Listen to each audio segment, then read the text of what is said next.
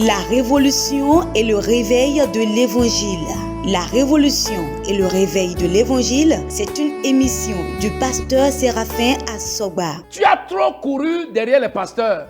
Tu t'es beaucoup dérangé à poursuivre l'homme.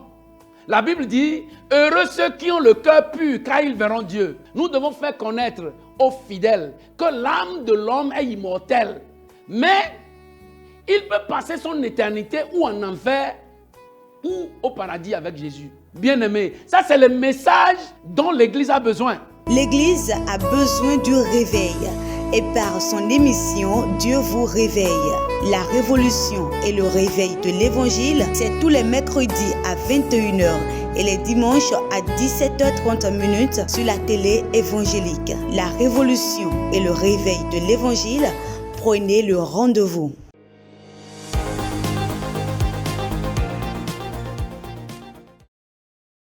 Bien-aimé, tu es béni dans le nom puissant de Jésus. On avait commencé un terme, le christianisme. Et nous avons parlé du sous-terme, le christianisme apostolique. Parce que comme je l'avais dit, nous avons des branches du christianisme. Nous avons le christianisme apostolique d'abord. Après, nous avons le christianisme orthodoxe. Nous avons le christianisme catholique. Nous avons le christianisme protestant. Nous avons le christianisme anglican. La branche du christianisme que nous avons adoptée, la branche du christianisme qui a amené le réveil dans le monde, la branche du christianisme que Jésus a initiée, c'est la branche du christianisme appelée le christianisme apostolique. Si vous allez faire des recherches, vous allez voir que c'est la vérité, la pratique, la teneur du christianisme apostolique que le monde n'a pas pu digérer, qui a fait qu'on a dévalué, on a dilué, jusqu'à on a trouvé des christianismes protestants ou rebelles. Et tout aujourd'hui, quand tu dis christianisme protestant, il n'y a rien d'autre que la rébellion. C'est cette manière de faire que l'esprit a voulu. Non, j'ai reçu un autre esprit, je fais ça de cette manière. Ça dit, tu vois le protestantisme et tu vois la rébellion permanente. Les églises se frisent, les églises se cassent, la confusion est générale. C'est à cause de la branche du christianisme qu'ils ont adopté qui fait ça. Mais nous, dans cette émission, la révolution et le réveil de l'évangile, nous sommes de la branche du christianisme apostolique. Et le sous-thème aujourd'hui, comme nous avons dit, le christianisme apostolique est une réforme, est un style d'adoration du Dieu puissant initié par Jésus et qui parle des enseignements de Jésus, la personne de Jésus, la vie de Jésus et son ministère. Aujourd'hui, sur ce numéro, nous allons parler de l'enseignement de Jésus-Christ. L'enseignement de Jésus-Christ. Qu'est-ce que Jésus a dit? Qu'est-ce qu'il a voulu que nous allons répéter à notre génération? Dans Matthieu chapitre 28, à partir du verset 18, la Bible dit, Jésus s'étant approché leur parlant ainsi, tout pouvoir m'a été donné dans le ciel et sur la terre. Allez, faites de toutes les nations des disciples, les baptisant au nom du Père, du Fils et du Saint-Esprit. Enseignez-leur à observer tout ce que je vous ai prescrit. Et voici, je suis avec vous tous les jours jusqu'à la fin du monde. Bien-aimés,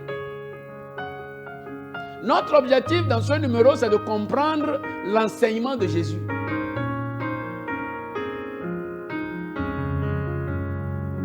Et pour vous dire la vérité, la nature, l'humanité, la Bible sont d'accord sur le fait que l'enseignement de Jésus, les enseignements de Jésus sont la vérité.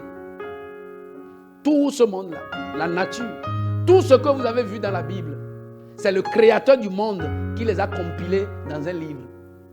L'humanité, le monde dans lequel nous sommes, est aujourd'hui d'accord sur tout ce que Jésus enseigne. Il dit, si vous ne pardonnez pas aux hommes leurs péchés, votre Père aussi ne vous pardonnera pas. Aujourd'hui, il arrive qu'au commissariat ou au tribunal, on renvoie les gens pour aller faire ça à l'amiable. Ça veut dire, Jésus a déjà parlé et dans toutes les structures, dans tous les secteurs de la vie, si on peut prendre une portion de l'enseignement de Jésus, la vie va bien évoluer.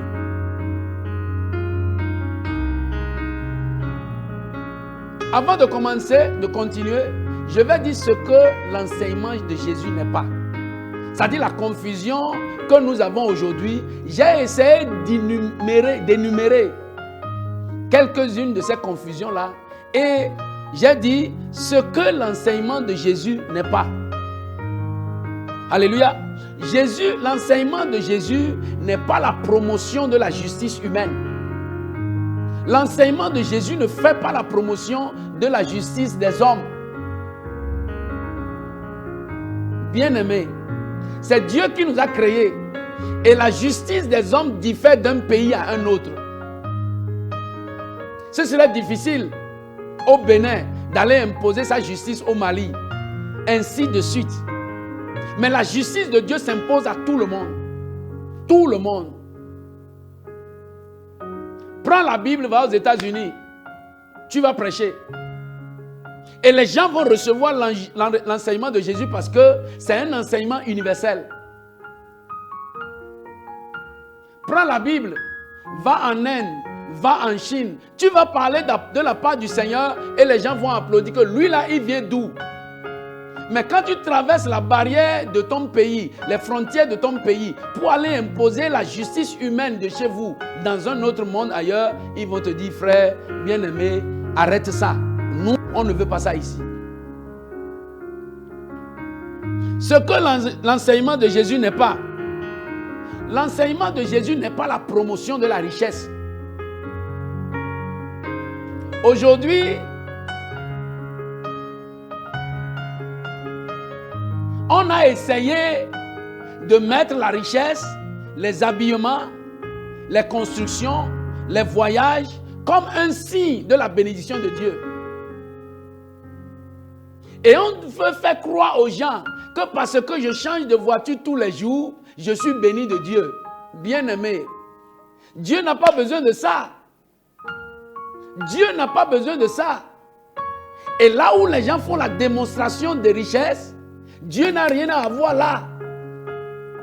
Et pour te dire en matière de richesse, ce n'est pas tous les riches qui sont faux. Ce n'est pas tous les riches qui sont faux. Non. Il y a des gens qui sont riches légalement. Je ne parle pas de la richesse. Mais l'église, là où on parle de Jésus, ce n'est pas Jésus, l'enseignement de Jésus ne fait pas la promotion de la richesse. Si tu vois ma maison, j'ai vu un homme de Dieu parler l'autre jour. Il a dit, il prêchait à Londres, mais il est parti du Nigeria.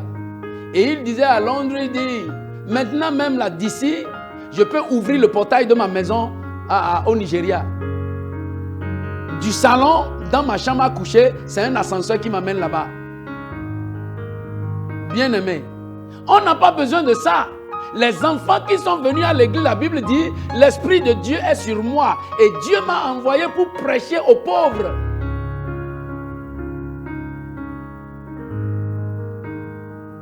Quand on veut étaler ce que nous avons, quand on veut étaler les connaissances que nous avons, je venais de m'entretenir avec le président de la République hier, il me dit de vous saluer. Qui veut entendre ça? On n'a pas besoin de ça. Ça là, c'est pour toi. Et si tu es sérieux, si tu es discipliné, ce n'est pas des choses qu'on dit ouvertement. Vous gardez ça pour vous. Mais aujourd'hui, parce que on n'a pas eu le temps, parce que la Bible dit, là où on a lu, il dit, tout ce que je vous ai prescrit, c'est celui qui a écouté Jésus qui saura quoi parler. C'est celui qui a écouté Jésus qui saura quoi dire. Parce que vous n'allez pas, le message que vous avez reçu, c'est le message que vous allez délivrer. L'enseignement de Jésus ne fait pas la promotion du chef. Les hommes de Dieu, tu sors de la voiture, il y a déjà 4 personnes qui sont devant la voiture, qui attendent. Bien-aimés, l'église, ce n'est pas un lieu de l'esclavage moderne. C'est un lieu de gloire, de dignité et d'honneur. Ne ramenez pas les hommes que Jésus est venu sauver. Ne les ramenez pas à l'état de l'esclavage.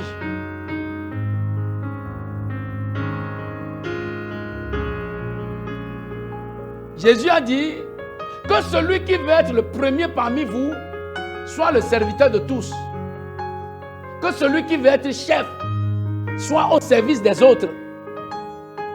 L'enseignement de Jésus ne donne pas une force à quelqu'un pour se mettre au-dessus des autres. On vous voit venir, on court à gauche, on court à droite, on court devant, on court derrière. Et quelqu'un dit, voici mes membres. Tu peux avoir un membre? Tu ne peux pas avoir de membre. Si tu as un membre au niveau de l'église, c'est peut-être ta femme et tes enfants. Mais les autres sont les membres de Jésus-Christ. C'est Jésus qui est mort. Et c'est sa mort qui a fait venir tout cela. Toi, tu n'as rien fait pour mériter d'être le chef de ces gens-là. Non. Ce sont les membres de Jésus. Tu as un serviteur privilégié que Dieu a mis là pour instruire ses enfants selon sa volonté. L'homme de Dieu, c'est la personne la plus simple que tu peux rencontrer. C'est la personne la plus humble que tu peux rencontrer. C'est la personne la plus courtoise que tu peux rencontrer. C'est une personne, quand il t'entretient, tu restes à côté de lui pendant 5 minutes. Tu ressens l'humour. Tu es à l'aise. Tu veux rester auprès de lui. Ce n'est pas une personnalité qui repousse les gens. On ne veut pas aller chez lui. L'enseignement de Jésus n'autorise pas l'égalité du genre. Là, on va comprendre.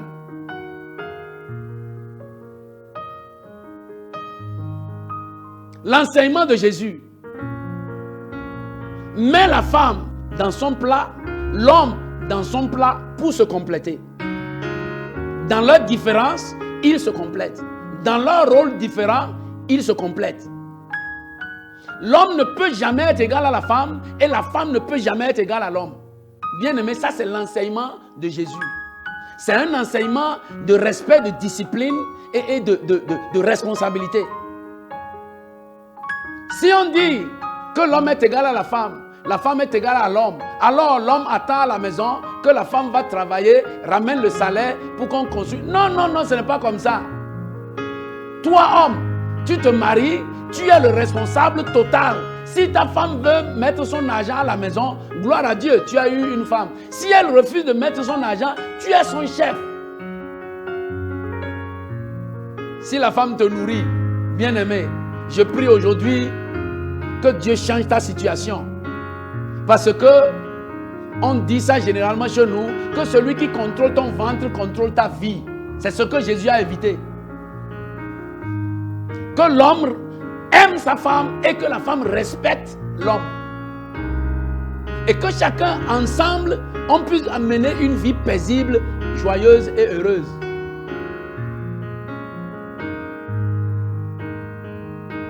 L'enseignement de Jésus n'autorise pas la dépravation des mœurs.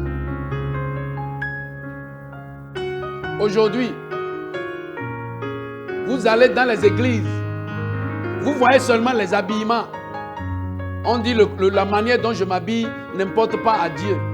Bien-aimé, si tu es une âme que Jésus a sauvée de ta chevelure jusqu'à tes orteils, il est au contrôle de ça. Il veut savoir.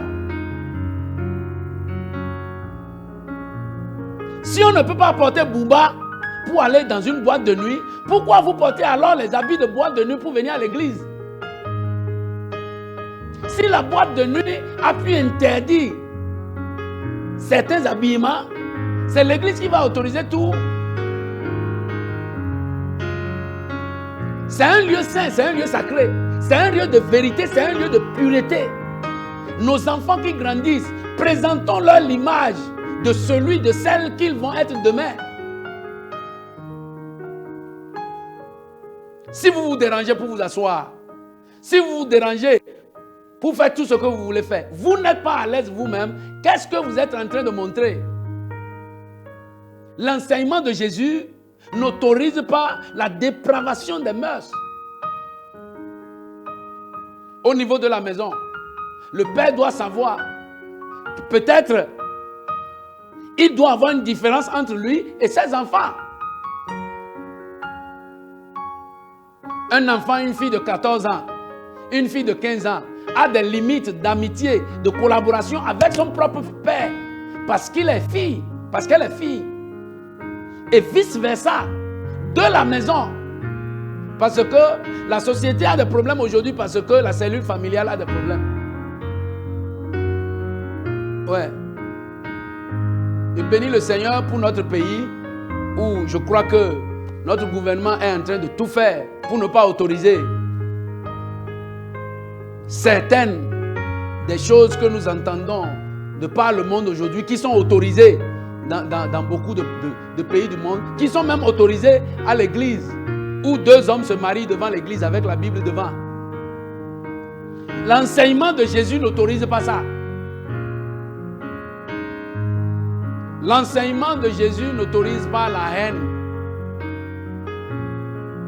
La liste est longue. Dieu nous accordera la grâce de continuer. Bien-aimés, qu'est-ce que Jésus enseigne? Qu'est-ce que Jésus enseigne? Alléluia. Comme le plan qu'il a amené, le plan qui a provoqué l'arrivée de Jésus, c'est un plan conçu, construit dans l'amour. Alors, le premier message de Jésus, c'est l'amour. Si tu veux comprendre ce que Jésus enseigne, quand il est venu, ses contemporains étaient très pressés d'entendre ce qu'il dit. Les gens du temps de Jésus étaient très pressés d'entendre ce que Jésus dit. Et il a donné rendez-vous un jour pour leur exposer ce qu'il a amené.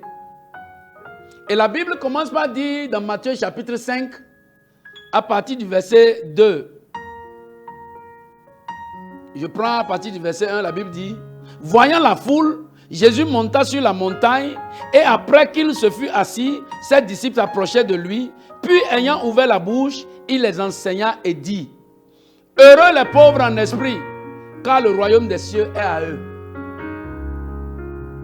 Alléluia. Le pauvre en esprit, ce n'est pas le pauvre dans la poche. Non, non. Un riche peut être pauvre en esprit. Mais qui est le riche pauvre en esprit? C'est le riche humble. C'est le riche simple.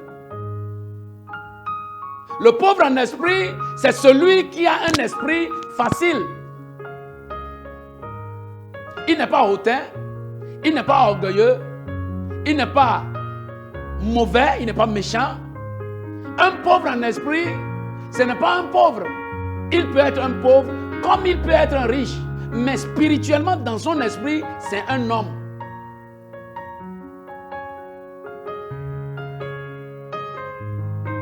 Jésus a commencé par dire, dans son enseignement, au verset 8, il a dit: heureux ceux qui ont le cœur pur, car ils verront Dieu.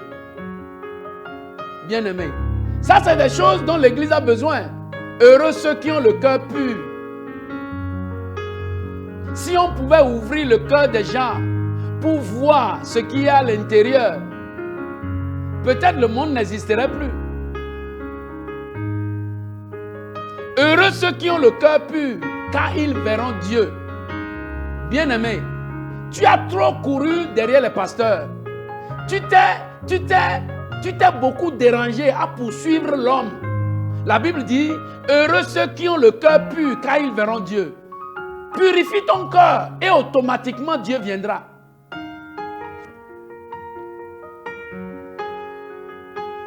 Bien-aimé, c'est le secret d'une rencontre automatique avec Dieu.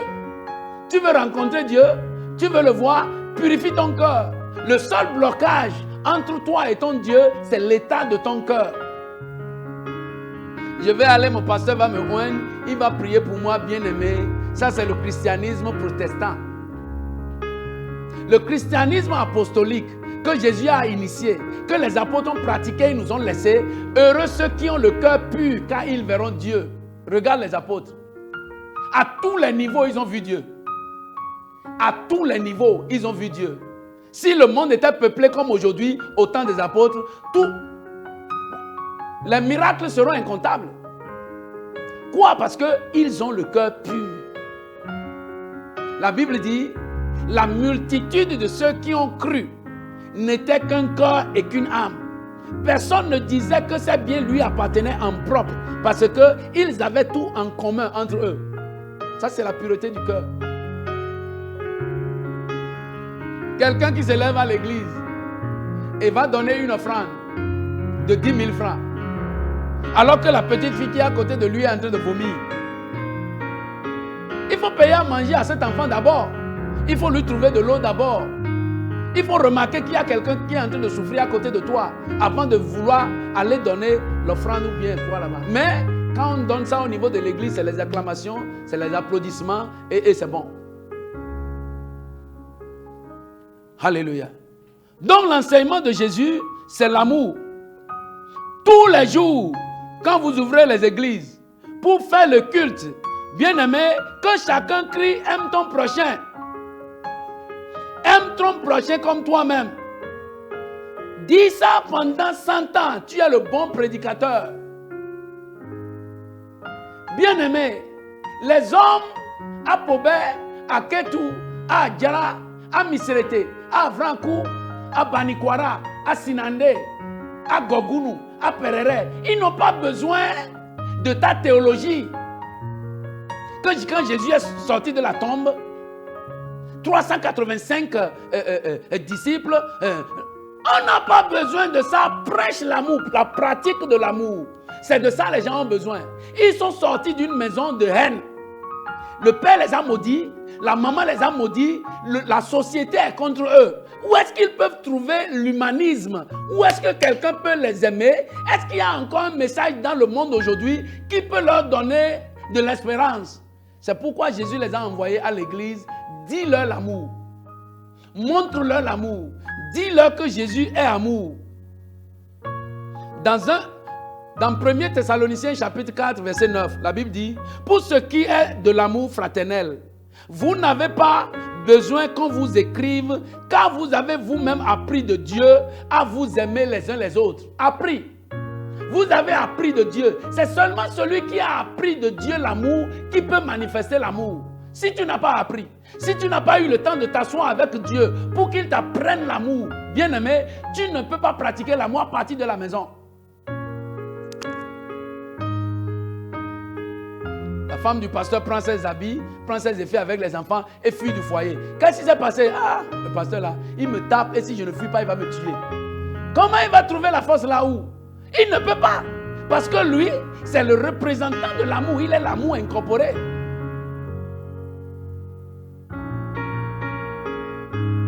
Qu'est-ce que Jésus enseigne? Le pardon. Le pardon. Bien-aimé, les églises, quand nous ouvrons les églises, ne te dérange pas. Si tu vas faire une école aux États-Unis, tu vas faire une école n'importe où dans le monde, et ça ne te permet pas de comprendre, de te pratiquer l'amour, tu n'as fait aucune école. Dans Matthieu chapitre 6, à partir du verset 12, la Bible dit, pardonne-nous nos offenses, comme nous aussi nous pardonnons à ceux qui nous ont offensés. Si nous pardonnons aux hommes leurs offenses, votre Père céleste vous pardonnera aussi. Mais si vous ne pardonnez pas aux hommes, votre Père ne vous pardonnera pas non plus vos offenses. C'est ça, le pardon. Bien-aimé, au niveau des pays, au niveau des peuples, au niveau des tribus, au niveau des communautés, au niveau des familles, si le pardon peut être implémenté, si le pardon peut être utilisé, Bien-aimé, le monde va connaître un nouveau vent. Ce n'est pas moi qui le dis. Allez sur France Inter, CNN, les chaînes, vous allez comprendre qu'il y a plus d'un an, l'Ukraine et la Russie ont commencé la guerre. Et rien, seulement le pardon. En une seconde, le pardon peut arrêter la guerre. Mais des milliers d'âmes sont mortes. Des milliers de personnes sont mortes. Les âmes, on envoie des âmes. Les gens sont en train de s'entretuer. Et ce qu'on peut faire pour les aider, c'est d'envoyer les âmes. Bien-aimés, enseignons le pardon. Enseignons le pardon. Le pardon n'est pas à l'église seulement, c'est universel. C'est l'enseignement de Jésus, ça. Numéro 3, c'est la vie éternelle. La vie éternelle. L'enseignement de Jésus est basé sur la vie éternelle. Il a dit, celui qui m'a vu a vu la vie éternelle. Montre-nous le Père. Celui qui m'a vu a vu le Père. Je vous donne la vie éternelle. Bien-aimés, ça c'est le message que l'Église, dont l'Église a besoin. Et j'ai 3 conseils pour finir. Mon premier conseil pour quelqu'un qui me suit, c'est que celui qui n'a pas appris de Jésus ne peut pas parler de Jésus. Celui qui n'a pas appris de Jésus ne peut pas parler de Jésus. Deuxième, celui qui ne connaît pas ne peut pas celui qui ne le connaît pas ne peut pas le faire connaître. Celui qui ne le connaît pas ne peut pas le faire connaître. Au lieu de parler de moi, si je connais Jésus et Jésus a rempli mon cœur, je ne peux plus trouver une place pour parler de moi-même. Je vais utiliser tout le temps pour parler de lui. Il est trop beau.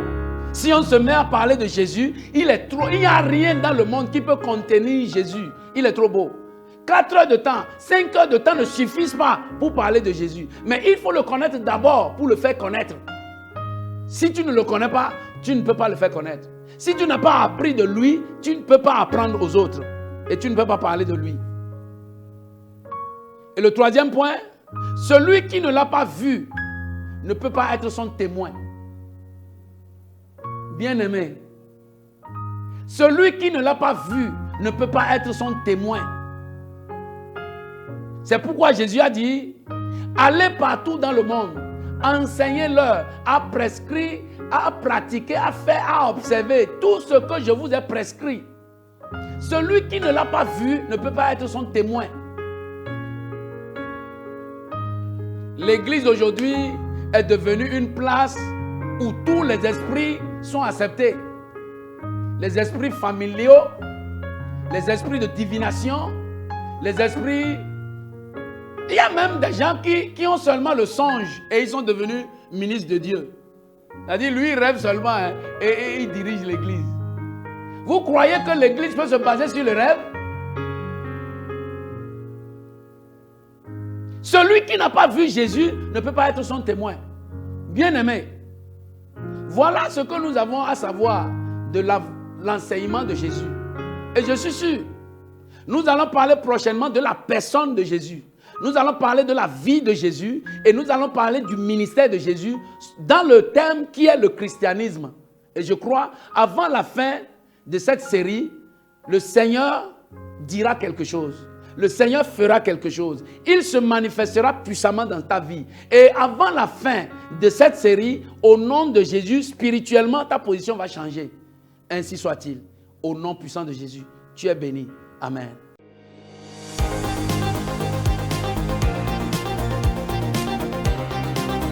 La révolution et le réveil de l'Évangile. La révolution et le réveil de l'Évangile, c'est une émission du pasteur Séraphin Assogba. Tu as trop couru derrière les pasteurs. Tu t'es beaucoup dérangé à poursuivre l'homme. La Bible dit, heureux ceux qui ont le cœur pur, car ils verront Dieu. Nous devons faire connaître aux fidèles que l'âme de l'homme est immortelle. Mais il peut passer son éternité ou en enfer ou au paradis avec Jésus. Bien-aimé, ça c'est le message dont l'Église a besoin. L'Église a besoin du réveil. Et par son émission, Dieu vous réveille. La révolution et le réveil de l'Évangile, c'est tous les mercredis à 21h et les dimanches à 17h30 sur la télé évangélique. La révolution et le réveil de l'évangile, prenez le rendez-vous.